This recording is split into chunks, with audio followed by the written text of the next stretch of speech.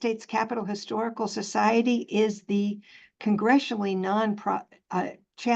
chartered nonprofit that is charged with telling the story of the Capitol and the people who work in it in a manner that inspires informed patriotism.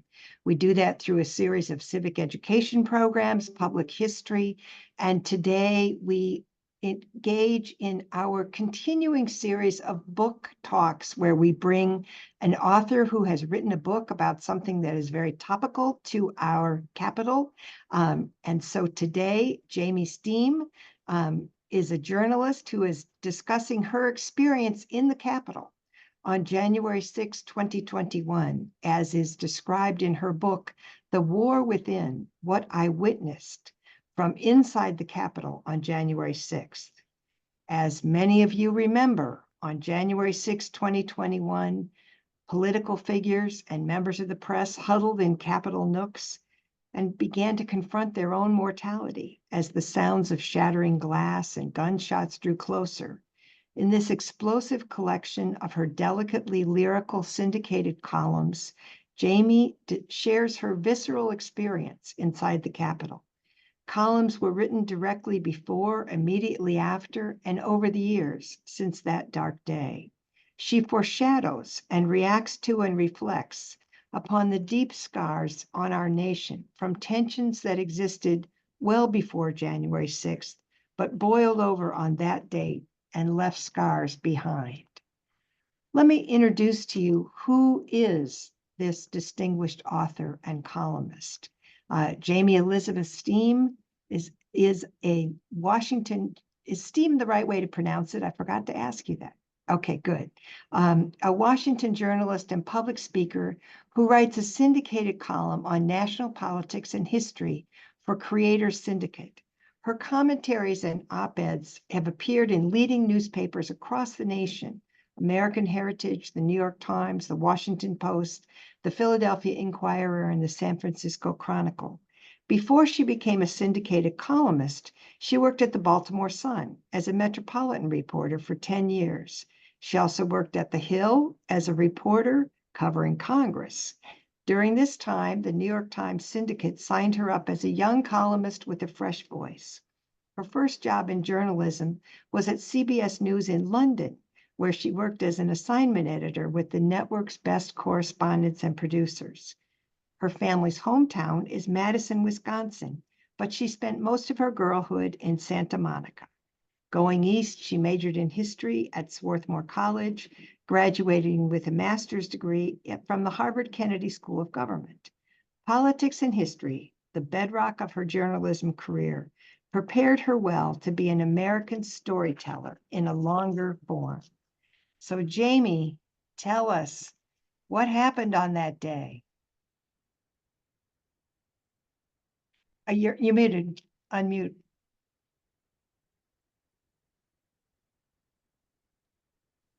There you go. Jane, well, I'm delighted to be your guest today and to speak with the Society about January 6th. I'll speak briefly and then be happy to take questions. So The War Within, my book, is a collection of columns that starts on January 6th in the House chamber, where I was seated in the press gallery. And by way of background, the Capitol and Congress is my beloved beat. I worked on the Hill newspaper the day it opened its doors in the 90s. And I know the Senate and the House for being, they're very different places, but I love them both. And I had to witness whatever trouble was brewing that day, which you could feel it in the air, like strong coffee. When I came back to Washington after 10 years in Baltimore on the city beat, I immediately resumed covering Congress for my column, because I find that is the most, the greatest cross-section of America that you could find anywhere. And usually politicians like to talk. They're gregarious, outgoing. And so if you just ask a question, you'll usually get an answer in the speaker's lobby or in the Senate side. But senators are a little more sedate, and the character of the House is sometimes like, I like to say, like school, and the Senate is more like, say, graduate school. Now, let me take you to the takeaway of my book. The takeaway is that democracy won, but not by much that day. And have you heard the Duke of Wellington said the Battle of Waterloo was a very near thing? It could have gone either way. Well, that's how it was on January 6th, because Capitol Police, the authorities were caught unawares, and this was a mob, a throng of thousands. The count is 30,000, and about 2,000 made it into the building. So the Capitol Police lost control of the building very, very fast.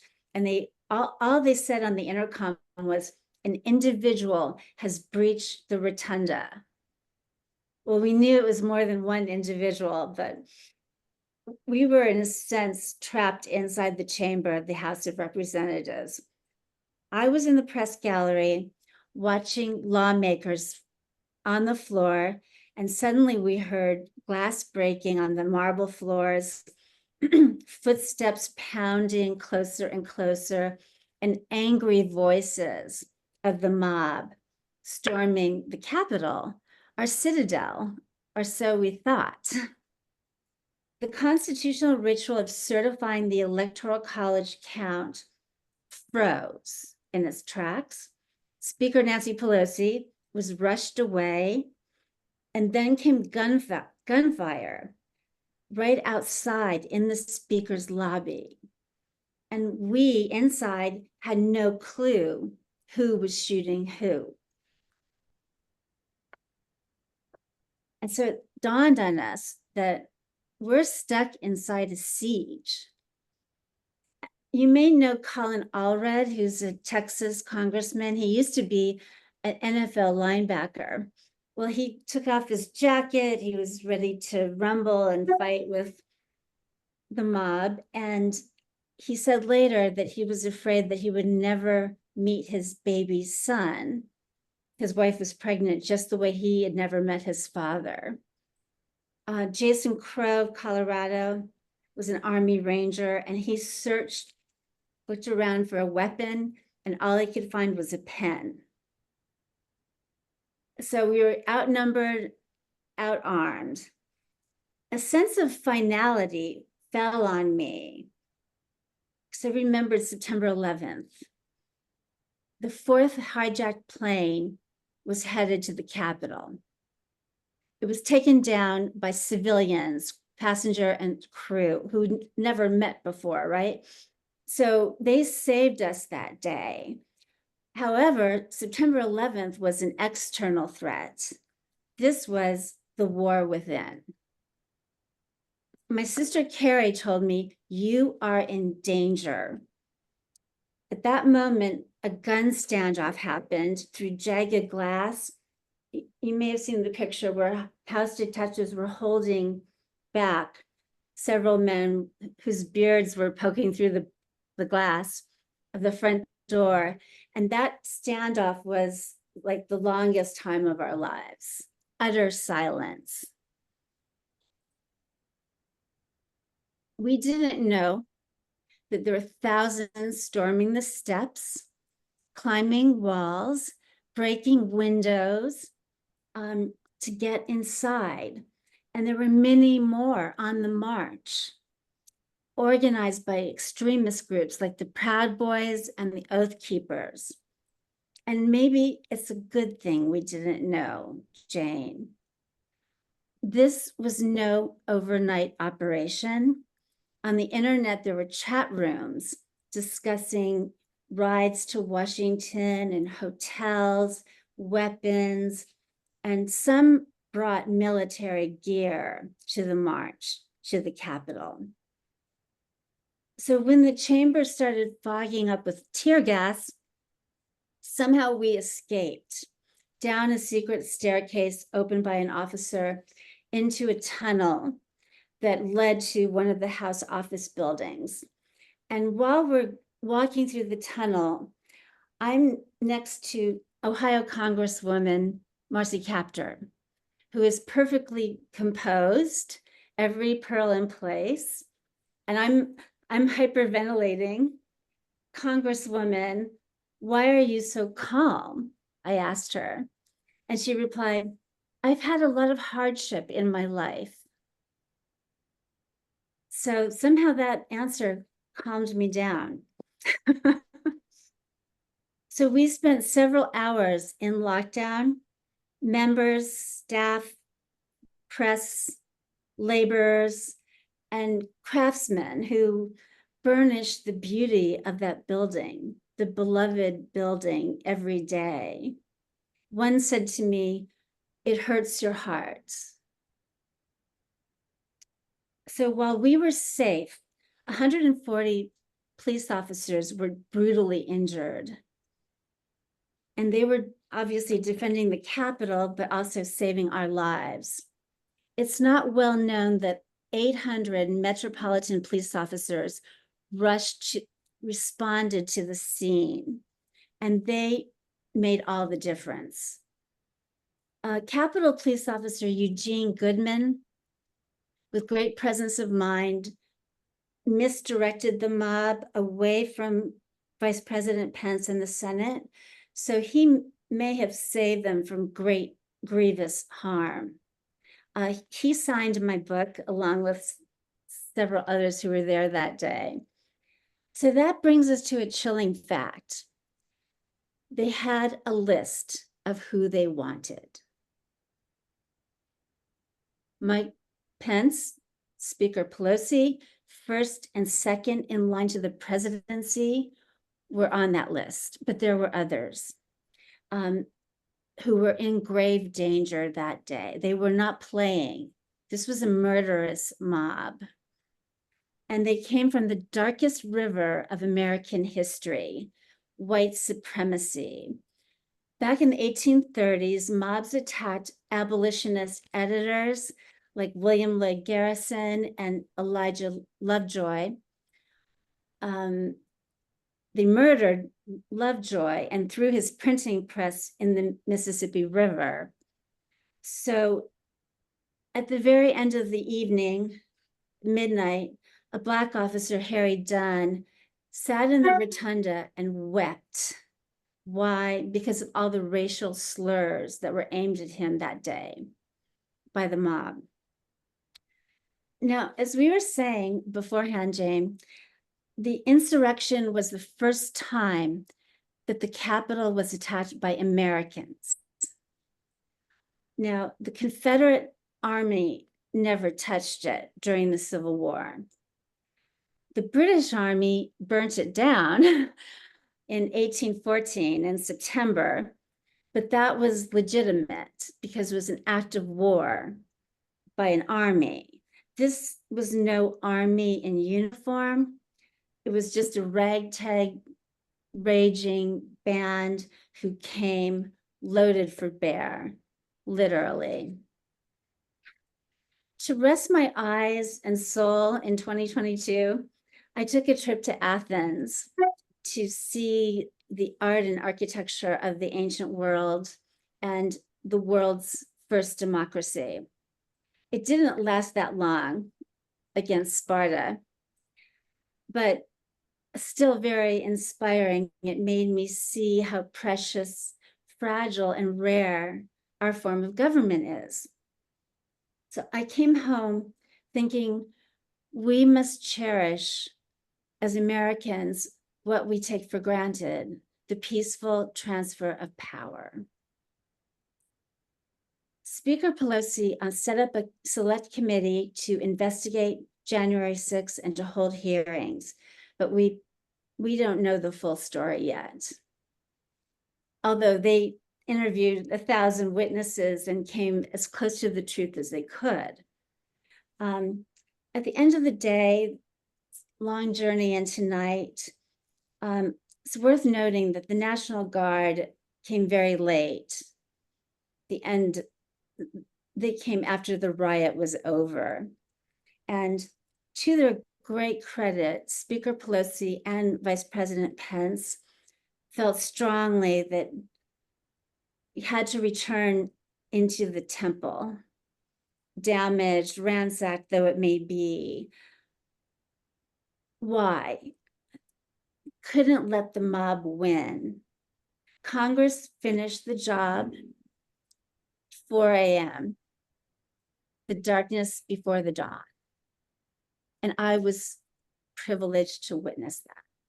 That's why I'm here today to tell the story, and I'm happy to take any questions you have. So Jamie, and again, we invite you to join in the questioning by putting your questions in the Q&A for those of you who are listening. But you described when you all were, directed through the tunnel, that suddenly it was members and staff and press, everybody was together, the, laborers, the, whatever. All of a sudden, everyone became people with families. What kind of exchange took place you talked about Colin Allred being concerned he might never meet his child that was yet to be born. Yes. I've heard many stories from people who were there who were communicating with their families. What conversation did you have about that? Yeah, there was a point where everyone was on the phone to their families to possibly say goodbye. And that was in the House chamber. And, those were very, very personal conversations. So you didn't overhear them so much because everyone felt this was the moment that they might not have another chance to speak with their families and say goodbye. So it was charged with emotion, but in a state of emergency. I was impressed with how everybody kept their cool. Nobody panicked.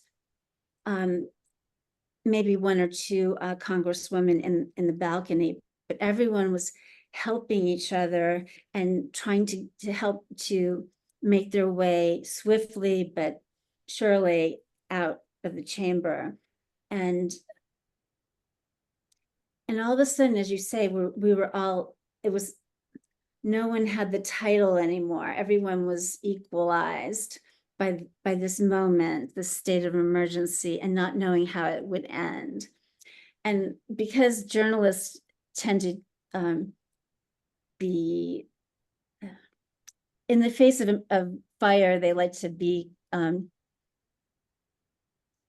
their form of bravery is humor. One photographer said to me, "Well, I miss Vietnam, so this is my war." And I was on the phone, not only to my family, but the BBC News radio. So everyone kind of huddled together. Most of the members were on one level and the rest were on a lower level. So remember, this is during COVID. So there was some discussion of contagion and masks, and a lot of people did get COVID that day. It was just an extraordinary set of events.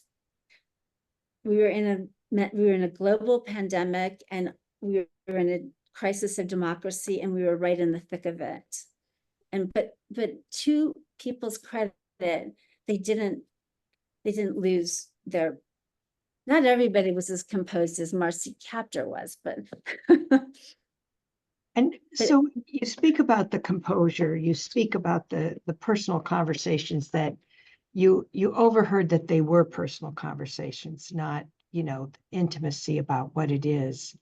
But when people were not on the phone in those personal conversations, I mean, did you all talk about what's happening, or are you going to get a drink of water, or what was the conversation that you had back and forth? Where were you when they broke in? And one CNN producer told me she was literally hiding in a senator's hideaway in the bathroom because she could hear them getting closer and closer. So she thought she would take the liberty of hiding in the senator's hideaway. You had to do what you had to do. I mean, there was no standing on ceremony or rank or privilege, everyone had to get out. And how were you getting your information? I mean, what were there announcements? Was there, who was guiding the operation? well, that was the trouble is that the mob was more organized than the police, than the Capitol Police. In fact, they didn't even have every officer on duty that day. That announcement about an individual has breached the rotunda, that's about all we heard. When we got into safety, into lockdown, we could see pictures of what was going on outside the Capitol. And some commentators were saying, this is sedition. This is a conspiracy. And it was a conspiracy. There's no way that you could have organized all those thousands of people without a conspiracy. What's so surprising is that the FBI was caught blind on it.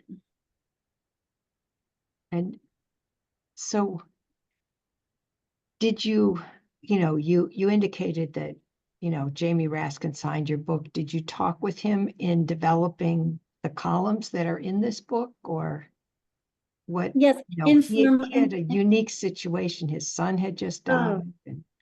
That's right. Oh God. He was very dedicated to be there at all because his son, Tommy, had committed suicide, died by suicide on New Year's Eve. But he insisted that he wanted to be there. And he brought I think his daughter and her husband with him.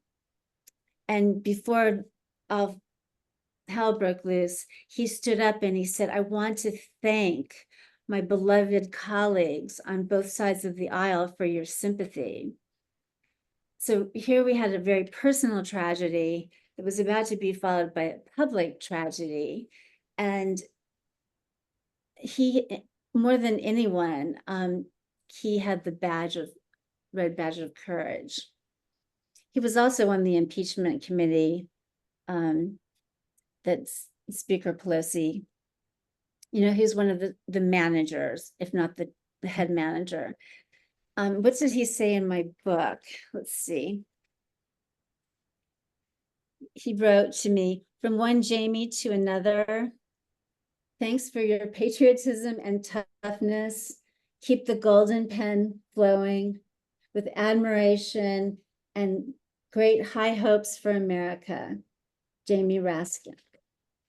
That's nice. Tell me, when you all were under siege, so to speak, was there a difference between the way that Republicans responded and Democrats responded? Yes, there was. What was that? You may know that Jim Jordan approached Liz Cheney and to sort of console her or protect her, and she slapped his hand and saying, you're part of this. So immediately there was rancor, blame. A Democratic congressman, I think he was a freshman, Dean Phillips, shouted across the chamber saying, this is because of you, to the Republican side. And there's also some, there was hard feelings because not all Republicans used masks and lockdown. And so they tried to separate as much as possible, those who were wearing masks and those who refused to do so. So that it was happened about 1 o'clock, 2 o'clock in the afternoon, but that hour, it was like a dagger dividing the Congress.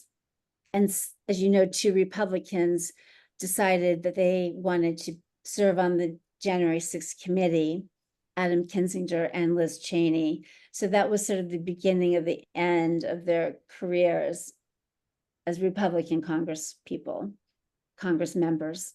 And so even in the thick of the attack, you know, I mean, what I understood is that in the thick of the attack, the majority of the Republican Congress people and staffers also felt that the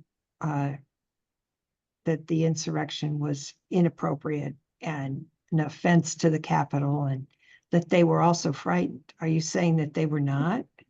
Well, I was on the House side. I know that Mitch McConnell on the Senate side was outraged. He loves the institution of the Senate, and he gave a speech shortly after, you know, expressing that he felt that the responsibility lay with president. And Kevin McCarthy gave a similar speech, but he quickly retracted it. Maybe 4 or 5 weeks later, he had visited President Trump in Mar-a-Lago. So there was not the same anger and anguish coming out of the House side, the House Republicans. In fact, some of them continue to challenge the results even after, you know, coming back in to count, you know, to finish the count. Something like 149 Republicans challenged the count, even after the mob attack. And so when you set forth to write this book, what was it that you felt the purpose of putting your columns into a book? You know, what was your goal? Well, my goal was to make it more than the sum of the parts. I mean, I write on a deadline, and journalists are always constrained by time, but I wanted these to cohere as a whole. On January 5th, I wrote, "The duel of democracy is upon us." And then later in the book, I talk about the Civil War and the parallels with the Civil War, the 1850s versus the time that we're living in. And I found several arcs, you know, arcs of history, echoes of history. I wanted it to be preserved, I guess, because it was that important. You know, while in Baltimore, I probably wrote 1,000 stories on Daily Deadline, and I'm not saying I wouldn't think they would be collected, but this period of history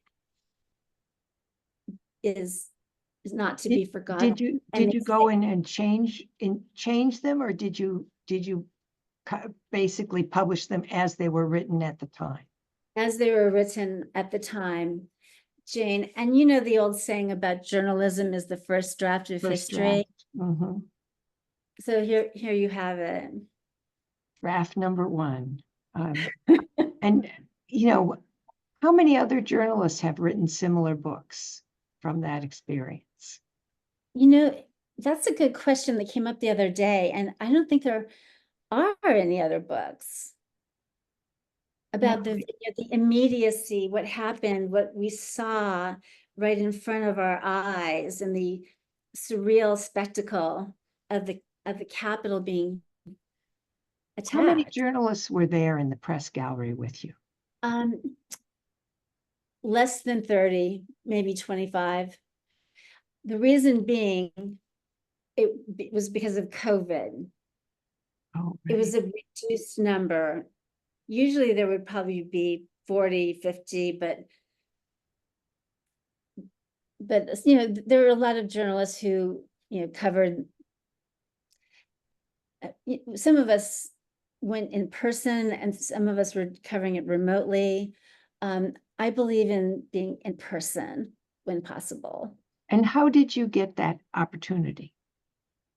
I have a credential, a press pass to the Capitol, and I belong to the Daily Press Gallery, which means day or night, week whether it's the weekend or the weekday, I can enter the Capitol at any time, day or night, whether it's Saturday, Sunday, Monday, Tuesday, so on. So that gives me like it's almost like a passport. Right, right. And Mhm. how many people carry that kind of a credential? Oh, it's in the hundreds. There's the daily press gallery, there's the periodical press gallery, and there's the radio TV press gallery. I belong to the daily, and I'm sure you've probably seen it. It's a very nice, beautiful building not building, a beautiful room Mhm. that with wood paneling and marble tile floors and old telephone booths that overlooks the Senate floor and the House floor. So you can just go directly into the press rows from the gallery and observe what's going on. You kind of get a feel for the personalities of the members by seeing them in person, by chatting with them in the halls. Right. One congressman, Hank Johnson from Georgia, he and I were talking on the steps one day, and he said, well, how long did it take you to get over it? And I said, about 3 or 4 months, because I was still having dreams, hearing the mob's voices. And I said, well, what about you? And he said, about the same, about the same. We had a mild form of PTSD.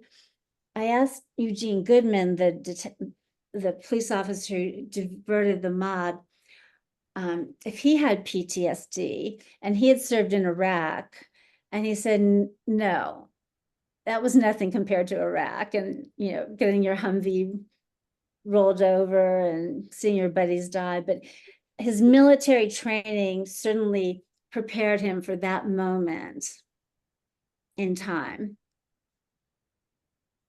But most reporters and most members of Congress don't have military training. Now, some do. I mean, you mentioned, some of them that pulled that up, but It's true. It's very true. There used to be more members who had served in the military, but that number's definitely dwindling. and as we come close to a new inauguration, do you have, is there, do you have thoughts, concerns? Does the trauma come back? I think there's a lot of apprehension about it, not only mine, but they're beginning to prepare the terrorists already. This is the first presidential election since January 6th. Mm-hmm. So we are going to go through a stress test. How does our form of government hold up? Will the transfer of power be peaceful or what? We just don't know. And, what has been the impact of the recent Supreme Court ruling that may affect, the number of January 6th participants who have been brought up on charges, serving in jail, and now the Supreme Court rulings, how has that impacted? Yeah, the Supreme Court removed one layer of justice, I guess obstructing an official proceeding. But as we speak, more than 700 are either in prison or will serve prison sentences. And there's been 1,500 arrests and 900 guilty pleas. So they are paying a price for the insurrection. And I think that may have a chilling effect the next time around. So the Supreme Court didn't totally water down their sentences. I went to a few trials and sentencing because I had to see the whole process play out in a courthouse where you could view the Capitol. And I saw an NYPD Blue officer get sentenced to prison. He assaulted an officer who was there in court. He apologized to him. I saw Enrique Tarria, who's the head of the Proud Boys. He got sentenced to 22 years. And when I went to these trials,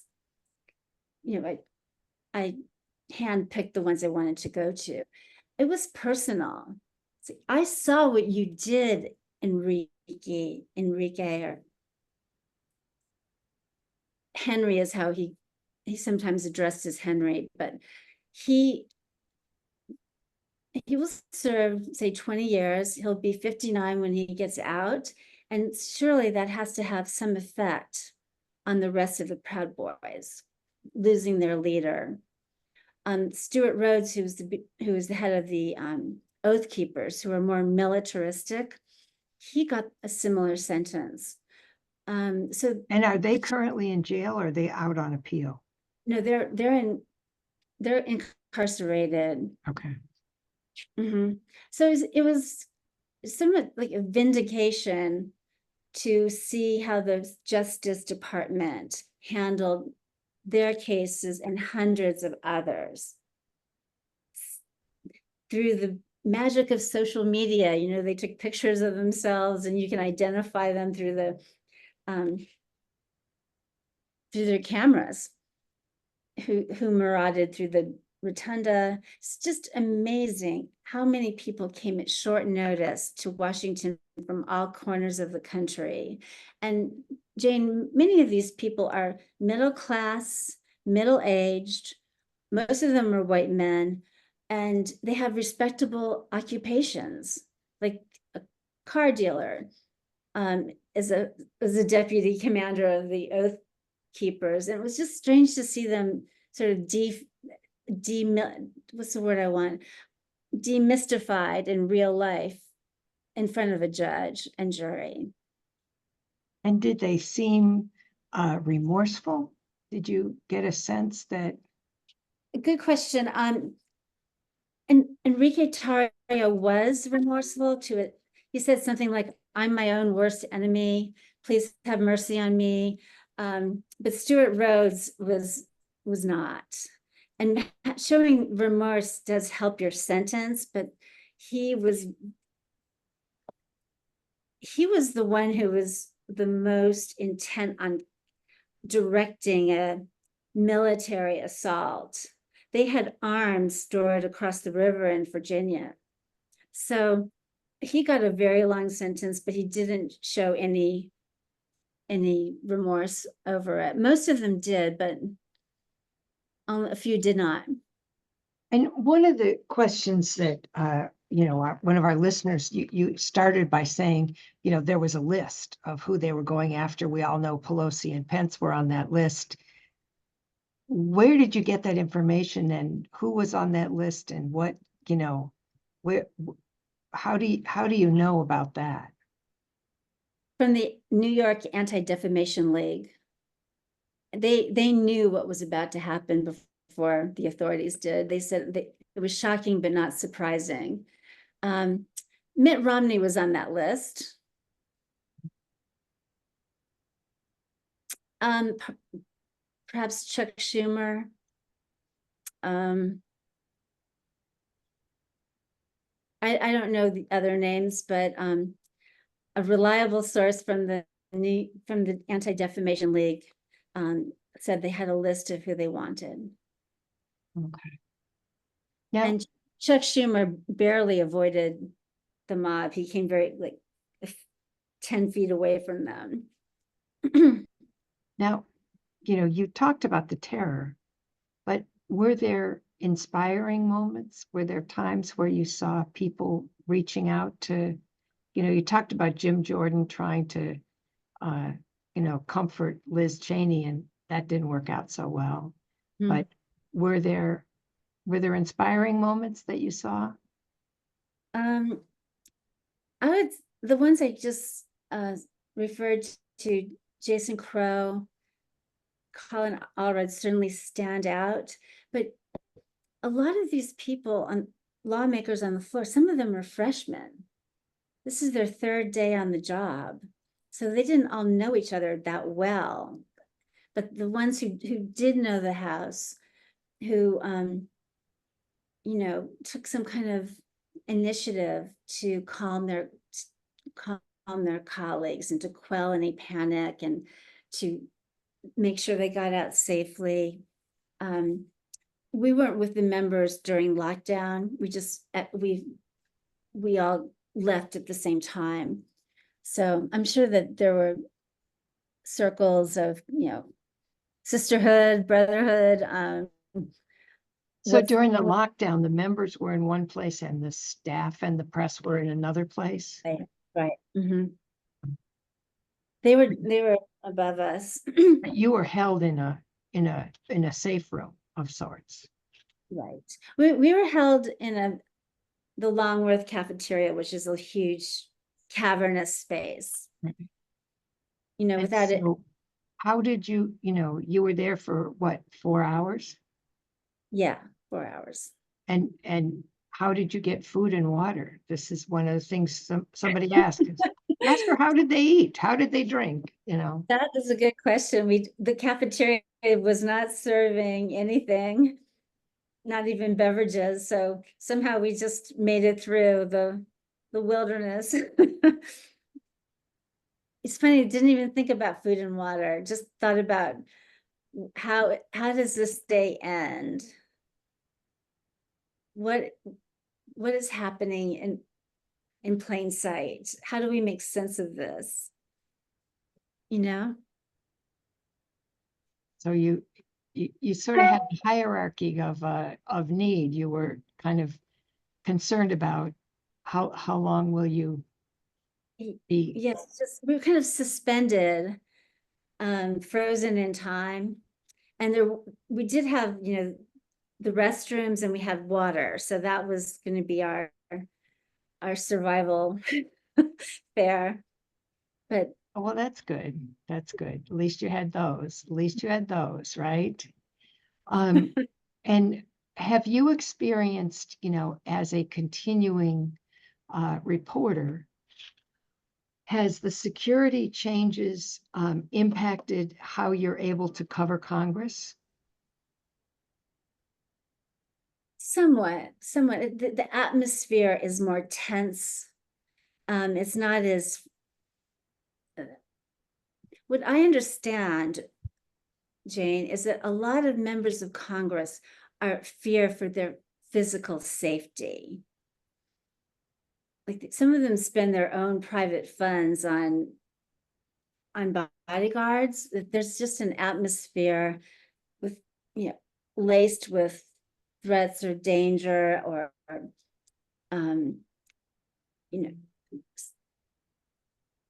calls or threats on so-called social media. So they don't feel quite as easy or safe as they used to feel in the Citadel, the bunker. It really was a fear after January 6th that they could pay with their lives. And is that, has that extended? We're now, almost 4 years from that moment. As people come into the Capitol, are they still feeling fearful? I think it's relaxed since then, but there was a thought that this couldn't happen until it did. So what else is coming down the road? So it's when I was a rookie reporter for the Hill newspaper, any member of the public could just walk in to the Capitol. There wasn't all the the press passes, the security, the eyes on you, the bollards. It didn't feel like it was guarded. It felt like it was saying, come in. It was inviting. The terrace on the back of the Capitol was open. That was designed by Frederick Law Olmsted to invite people into the Capitol, to make them feel like it belonged to them. The trees in front of the Capitol used to be where people picnicked, or there was a hill that children sledded down. It doesn't have that public ownership anymore. And you would know better than I. I mean, have you noticed the difference over the last, say, There has 10, been, 15?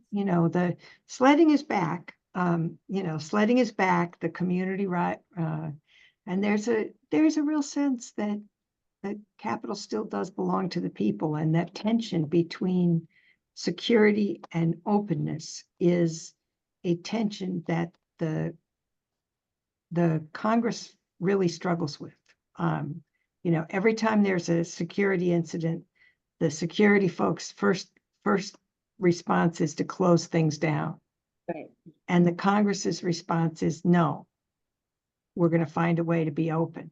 And so that is really a value of this country, that we should have people be able to approach their members of Congress and petition the government.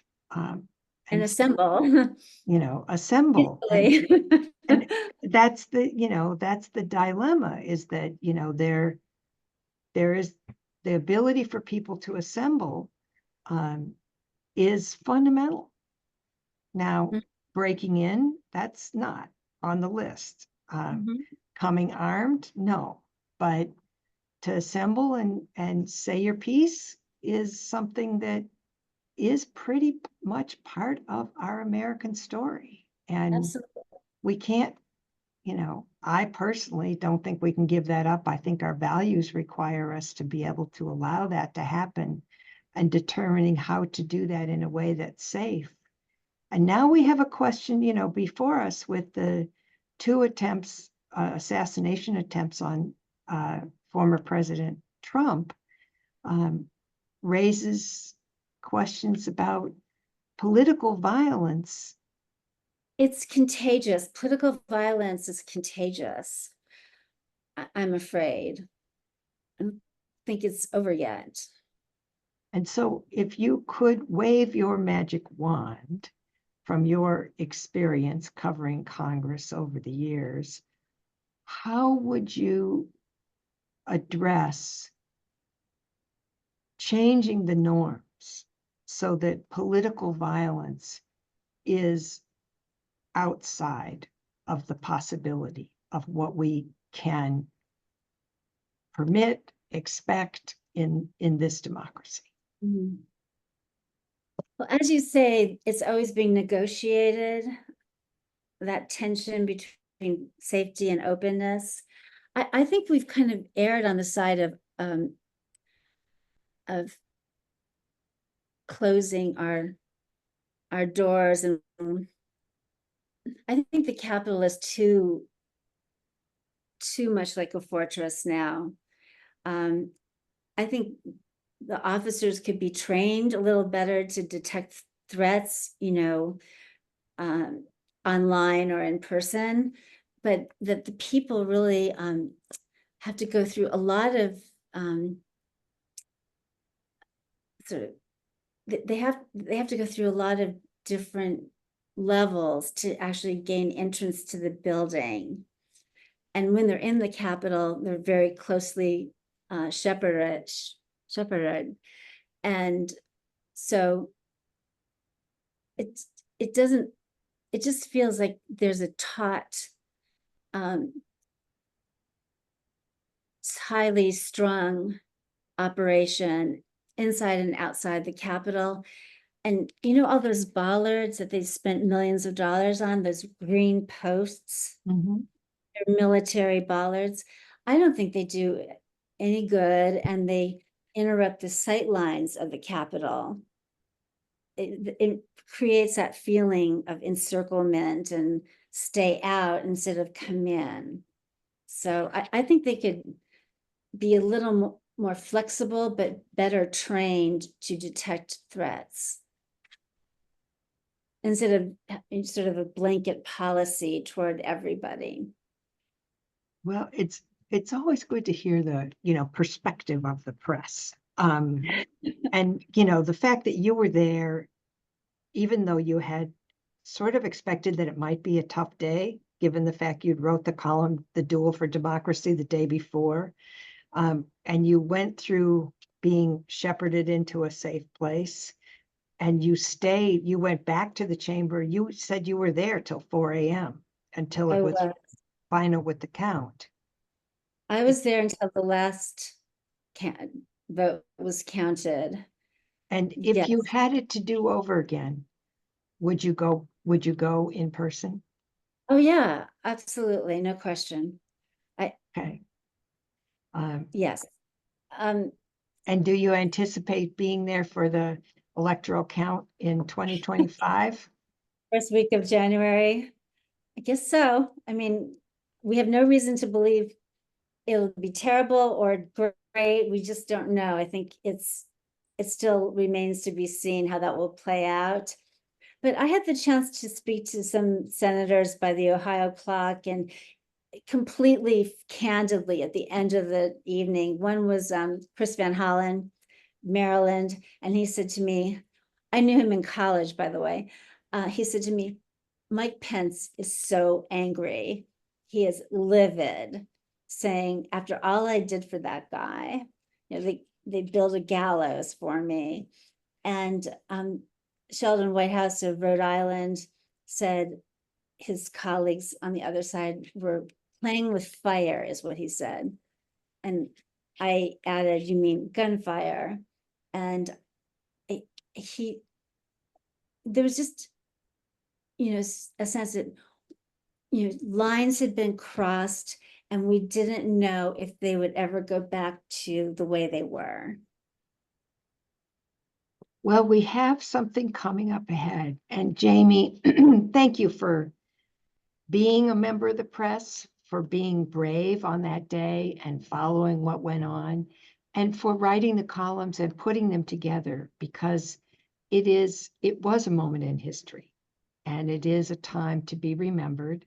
And as we look forward to 2025 and pray, anticipate, work for a peaceful transfer of power, which is the fundamental. Pelosi said, let it begin with us. Exactly. It is the fundamental piece of our democracy that George Washington gave up his commission. And then when he became president, he gave up his power after his second term. And in many ways, the measure of a leader is their ability and their willingness to give up power so that the institution can continue to thrive, much more so than holding on to it. That is so true. Very well said. And thank you for having me as a guest society. Thrilled to be with you.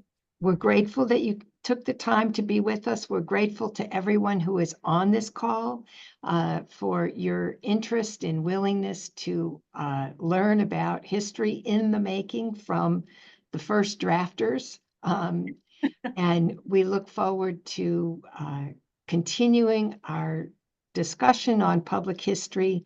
As you know, the United States Capitol Historical Society, while chartered by Congress, is funded by the public, funded by people who make their contributions. We thank you. Those of you who are members, if you're not a member yet, join us and make sure that you will be.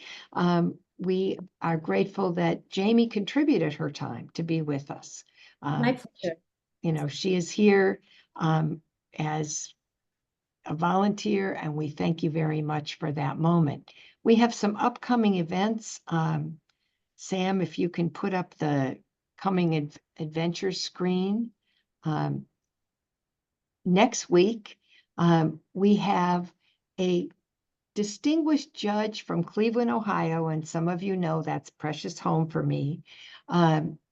Judge Griffin, in his early days of his career, he was a young lawyer who worked for the Warren Commission and has written a book that he put out in honor of the 60th anniversary of the Warren Commission about their work. So he's going to talk about What was it like inside the Warren Commission? On Thursday, October 3rd, distinguished historian Dr. H.W. Brands is going to speak of his book, Founding Partisans, which talks about the development of political parties during the time of the Constitution and the early days of our country. It's a fascinating read. I'm partway through it. I look forward to that conversation. We have on October 10th, we will have an in-person and a live stream book talk with a young man who decided he wanted to see where the presidents were buried. So we're going to do that conversation so that we can both see it in person, and it will be live streamed for those of you who join us virtually, the presidential grave hunter.